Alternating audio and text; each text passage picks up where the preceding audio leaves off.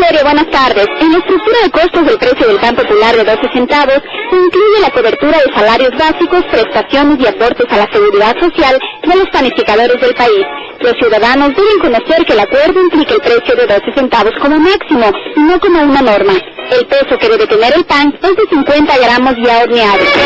Para hablar de este tema está con nosotros el economista David Molina, coordinador de información y análisis del Ministerio Coordinador de la Producción y Empleo. Economista, gracias por estar con nosotros.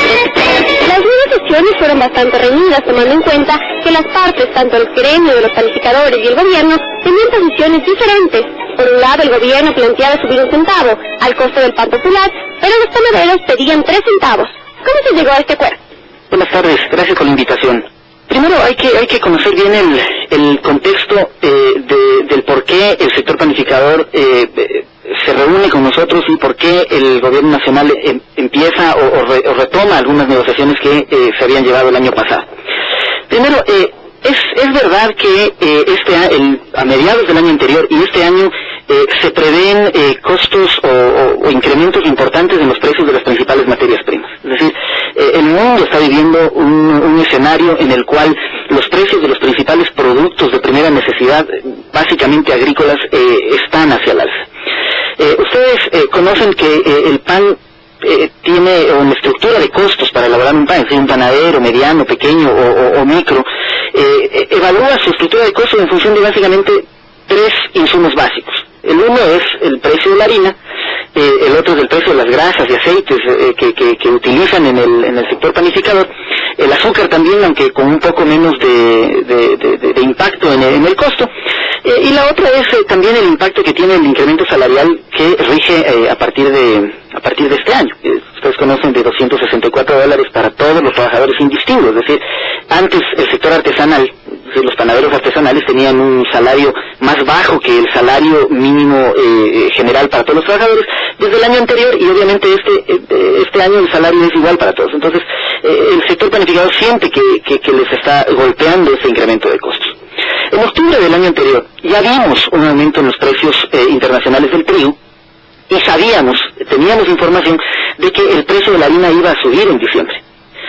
Porque el precio del trigo a nivel internacional está creciendo, y eso, evidentemente, el trigo es la materia prima fundamental para la elaboración de la harina.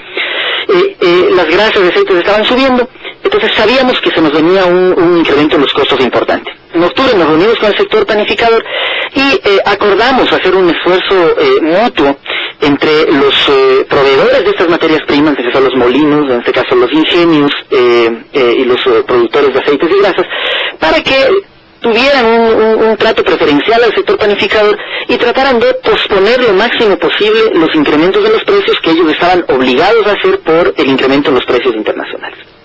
Este acuerdo de mantener el precio del pan popular de 10 centavos, que rigió hasta diciembre, se cumplió bastante bien. Es decir, los ingenios cumplieron, digamos, la parte de su acuerdo, los harineros cumplieron hasta las fechas que estaban previstas. En diciembre ya elevaron el precio como nos habían anunciado, y aceites y grasas, digamos, también. Eso permitió mantener el precio del pan popular a 10 centavos.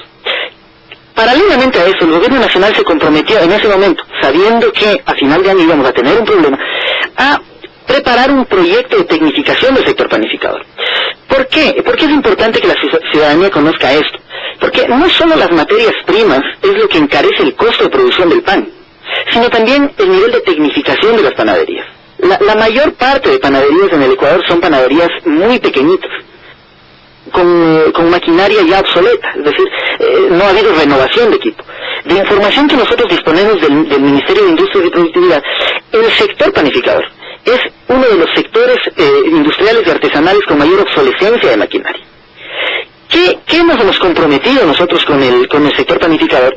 Estamos desarrollando un proyecto que se llama el Renova, en el marco del Renova Industrial, enfocado al sector panificador. Es decir, es todo un proyecto grande, amplio y ambicioso, en el cual las panaderías, digamos, que así lo quieren, y esperamos que sea la mayoría, puedan empezar a reemplazar sus hornos viejos, digamos, que son ineficientes porque usan mucho más combustible, necesitan más tiempo para hornear sus panes, galletas, etcétera.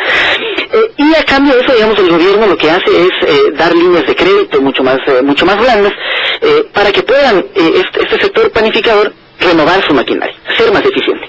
Pero además se está trabajando con los gremios panificadores para establecer un pan distinto al pan popular que ahora se lo conoce, que se lo está incluso ya pensando con otro nombre, se lo está pensando como el pan líder, por ejemplo, que establece una serie de generar una nueva fórmula en donde utilice, por ejemplo, harina de quinoa para poder hacer un nuevo pan, es decir, ampliar la oferta de producción de estas panaderías, porque ustedes conocen, y los panaderos así lo reconocen, muchas panaderías muy pequeñas en el país producen únicamente pan popular, es decir, en las perchas de sus tiendas o panaderías solamente se exhibe pan popular. Economista, ¿cuántos panificadores ya se han incluido en este programa que ofrece el Ministerio? Y también de cuántos panificadores que no todavía son formales estamos hablando, ¿cuántos existen en el país? Bueno, de la información que se dispone, existen alrededor de 10.000 panaderías en el país, de las cuales alrededor de 7.500 panaderías son panaderías pequeñas, es decir, que mojan un quintal, un saco de 50 kilogramos al día, que les permite hacer alrededor de 1.500 panes. Pero hay panaderías mucho más pequeñitas, muchísimo más pequeñas, que mojan quintal, menos de medio quintal, y entonces, por de costos y por lo que los economistas llaman economías de escala, las más pequeñitas, cuando producen muy pocos panes, sus costos terminan siendo demasiado altos. Todavía no tenemos inscritos específicos sobre el programa, recién arranca en febrero. Es decir, ahora en este proceso en el que nos encontramos ahora, exacto, estamos en una fase de socialización, es decir, hemos tenido, este proceso lo está liderando el MIPRO, el Ministerio de Industria y Productividad, porque le corresponde al MIPRO hacerlo, no solo con el sector panadero, sino con todo el sector industrial. Entonces, se ha trabajado ya en proceso de socialización con las principales federaciones de panificadores, en donde se está trabajando en la fórmula del nuevo pan. Ustedes conocen que es muy difícil decirle a un panadero artesanal que se acostumbre a una nueva forma. Es que también, como dice ahí la otra parte, el hecho de que también nosotros como consumidores tendríamos que adaptarnos también a un nuevo pan de quinoa, por ejemplo, que algo que no hemos consumido antes. Pero no se está proponiendo reemplazar el uno del otro. Lo que se está proponiendo, exacto, que se den otras opciones. Porque el sector panificador tiene que entender, digamos, sobre todo los más pequeños, tienen que entender que es importante diversificar sus productos. La gente, sus consumidores se cansan de un mismo producto todos los días, es necesario ampliar. Pero también sabemos que es muy difícil decirle a un panificador pequeño o muy pequeño en zonas rurales del país que empiece a barajar nuevas oportunidades de negocio. Entonces hay que hacerlo por partes, hay que hacerlos en un proceso. La idea es entrar en un proceso de renovación, decirles que con este proceso de renovación pueden ampliar su oferta de productos y avanzar. Ya, economista, para hacer una relación en costos, por ejemplo, ¿cuánto reducirían costos hacer un pan de quinoa comparado con el pan utilizando la harina de trigo? De las primeras yo diría experiencias que se han hecho, porque estamos, como le digo, recién en ese proceso, se ha logrado ya establecer el pan líder, que le estamos llamando. No sé si finalmente salga con ese nombre, porque queremos que sean los propios panaderos los que se abanderen del proyecto y sean ellos los que sugieren. Se está pensando en que ese pan puede llegar a costar 8 centavos, o sea, el costo del pan. Eso quiere decir que, dependiendo del tamaño de la panadería, porque eso depende mucho del tamaño del sitio, del local, etcétera, es un pan que tranquilamente se puede vender a 9, 10 centavos, dependiendo, digamos. Pero estamos en este preciso instante haciendo los esfuerzos empíricos, digamos, para ver cuánto se puede costar, digamos. ¿Y economista, existe producción de quinoa aquí para que abastezca este tipo de ofertas? Por supuesto, sí, es un producto, al contrario de la harina de trigo, el 98% de la producción de harina en el Ecuador se hace con trigo importado. Entonces, sí es un buen mecanismo. Pero no, el tema central no es la sustitución de un pan Sin otra opción, es decir, se daría el claro, real. y veamos cómo responden. Es decir, si el sector panificador, después de todas las pruebas que se hacen, consideran que no es mejor usar la quinoa, que es mejor seguir usando la harina, pues bueno, es decir, vamos viendo, pero la idea es insertar en el análisis del sector panificador que hay otras opciones que pueden ir barajando, digamos. Ahora, economista, considerando este incremento de las materias primas, como usted lo dice, o de factores externos, ¿qué parámetros se utilizó para fijar el nuevo precio del pan popular a 12 centavos? Ok, es buena su pregunta. A ver, primero, debo decirle que desde un escritorio, y en eso, digamos, tienen mucha razón los panaderos, desde un escritorio uno no puede definir lo que está ocurriendo en la panadería más pequeña de los sectores más alejados del país. Nosotros sabemos, y eso lo sabe el sector panificador, tenemos absoluta claridad de cuál es la estructura de costos del sector panificador. O sea, tenemos un modelo extremadamente completo, donde está la fórmula de cada pan, sabemos cuántos panificadores en promedio producen solo pan popular, cuántos producen otro tipo de panes. Las panaderías que producen no solo pan popular, sino también otro tipo de pan, no tienen ningún problema, porque su gran margen de rentabilidad no está en el pan popular, está en los panes denominados enriquecidos, digamos, así lo conocen los panaderos, panes enriquecidos, que le ponen alguna otros elementos que hacen que el pan sea más caro, no mucho más caro, pero sí más caro. Entonces, subiendo 1 centavo a los otros panes, ellos compensan muchísimo lo que ocurre en el pan popular.